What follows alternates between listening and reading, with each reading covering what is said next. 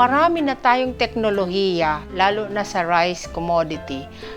Ang greatest challenge po ng mga development workers and researcher is how to download the technology into the grassroots level. At isa pa pong naging alarming sa aming mga Bicolano researcher, especially sa BARC, ay yung declining hectareage ng upland areas dito sa Bicol. From 1960s, nagkaroon tayo ng 64,000, almost 64,000 hectares. Pero ngayong at present, meron na lang tayong less than 4,000 hectares upland area. So, minabuti po ng BIARC na i-anchor itong SIPAR Farm Care sa upland ecosystem. SIPAR, as a flagship program of Bureau of Agricultural Research, Farm Care stands for Capability Advancement and Resource Empowerment to Farmers. Kailangan po nating i-promote yun through proper management or innovative strategy para sa mga sa rice, commodity, and other major crops. So ano po ang titulo ng proyekto? Ito po ay ang SIPAR Farm Care Model. Innovative strategy to promote integrated management of rice in the Bicol region. Bakit po isinagawa ang proyektong ito? So dahil po sa maraming hamon ng ating magsasaka, kagaya ng patuloy na paglubo ng populasyon, pero palit naman ang lupang sakahan. Mga problema sa panahon ng tagtuyo, pagbaba ng kalidad ng lupa, then patuloy rin ang pagkasira ng ating mga watershed sa upland areas. Ang ating mga magsasaka ay patuloy pa rin nakadepende sa pagkakautang, kung saan ang kanilang aanihin ay siyang pambayad sa panahon ng anihan na inaabot ng 20 to 30% interest, na kung minsan ay wala nang natitira, kung kaya't sa susunod na naman na taniman, uutang na naman ulit sa 5-6. Kung kaya't patuloy namin iangat ang kakayahan, maging mabisa ang teknolohiya at mabigyan dagdag tulong, puhunan. Ang mga espesipikong layunin ay upang madagdagan ang paggamit ng matataas na kalidad ng binhi at iba't ibang akmang teknolohiya upang madagdagan ang ani at kita ng ating mga magsasaka. Nauna itong inimplement sa Camarines Sur. So, from Napawon, Goa, inintroduce namin yung mga farming system modules. Aside from rice management technologies, through the insistence of Governor Salceda in 2013, para po ipalaganap din ang SIPAR sa Albay. Kaya nagkaroon ng puwang itong proyektong ito sa probinsya niya. Sino po ang benepisyaryo ng ating proyekto? So ito po ay binubuo siyempre ng ating mga rice farmer dito sa Barangay Agus, Pulangi, Albay.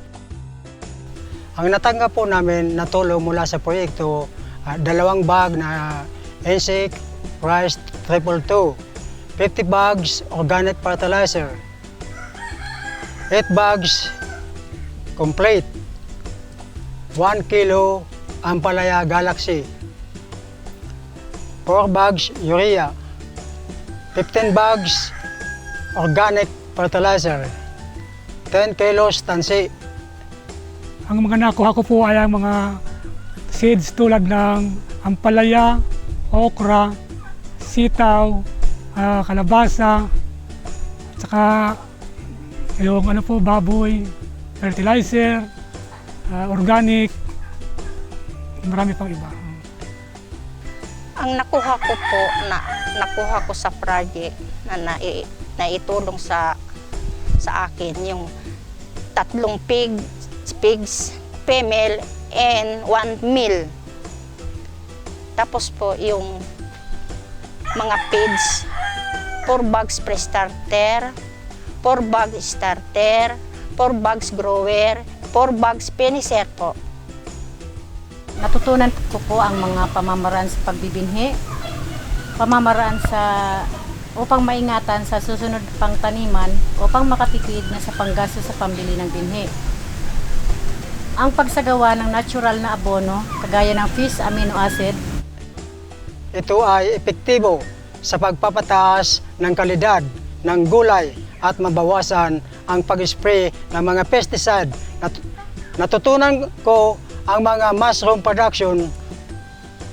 Sa pag-training namin sa mushroom, ngayon mayroon na kaming napoprodukto sa natutunan tinuturo sa amin.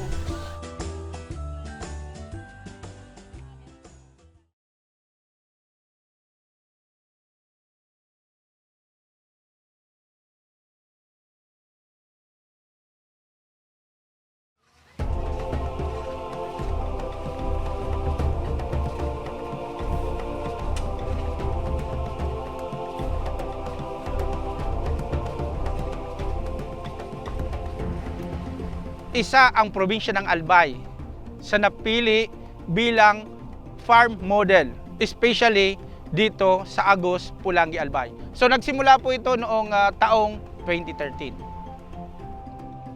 Ang ating mga magsasaka, nagkaroon po sila ng mga iba't ibang cropping system.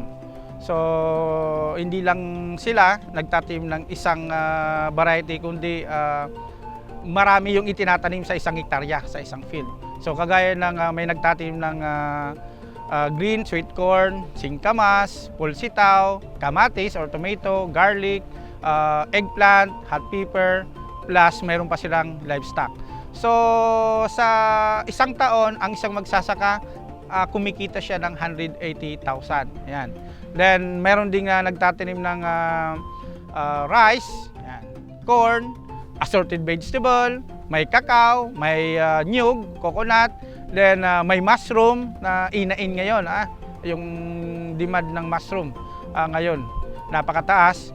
Then mayroon ding swine, mayroong duck, turkey, then chicken, native chicken. So ang isang magsasaka kumikita ng 282,000. Just imagine for that. Then mayroon din tayong nagtanim ng rice, corn, may kalamansi, gabi, upo, ampalaya, hot pepper, sitaw, tomato, plus livestock, swine. So mayroon naman isang farmer kumita ng 176,000. So napakalaki yun.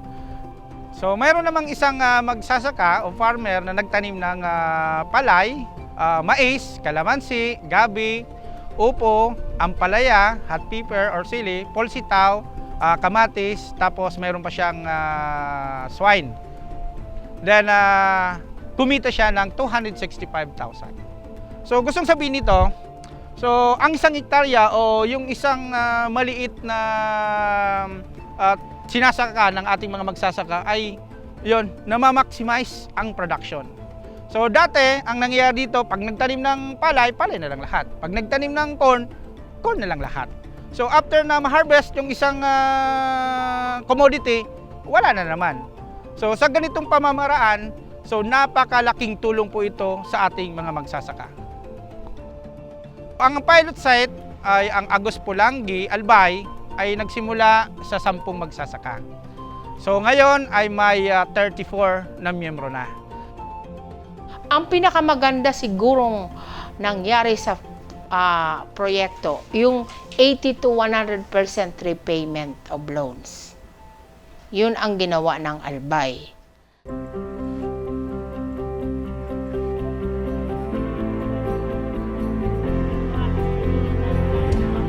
umunlad po ang aking sakahan kasi nadagdagan ng aking ani. Laking pasasalamat po naming mag-asawa.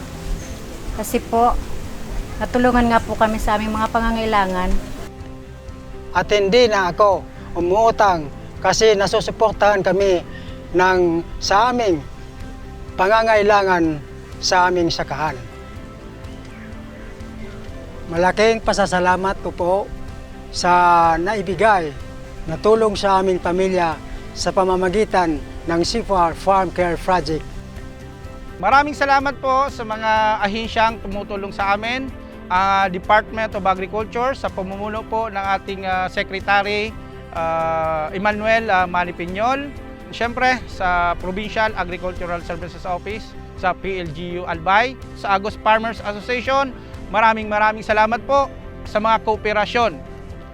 Sa mga may katanungan, makipag-ugnayan na lang po kayo sa aming opisina sa Municipal Agricultural Services Office ng Pulangi.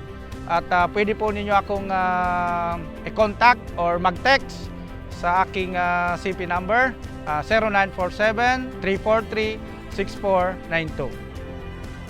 Hindi naman namin ma-attain ang accomplishment namin without forging partnership with other entities. Number 1 po, yung LGU. Yun ang pinaka-active local drivers namin sa proyektong ito. Pangalawa po, I think I have to mention the Philippine Army, 565 Engineers Construction Battalion. Kasi po, sila po ang in charge ng mga mobility namin. DA-BAR ay financial support dahil kung wala po sa kanila, hindi naman namin ma-attain ang mag-expand pa kami sa ibang probinsya. So, at this point in time, I am trying to include the poorest of the poor province of Region 5, which is Masbate.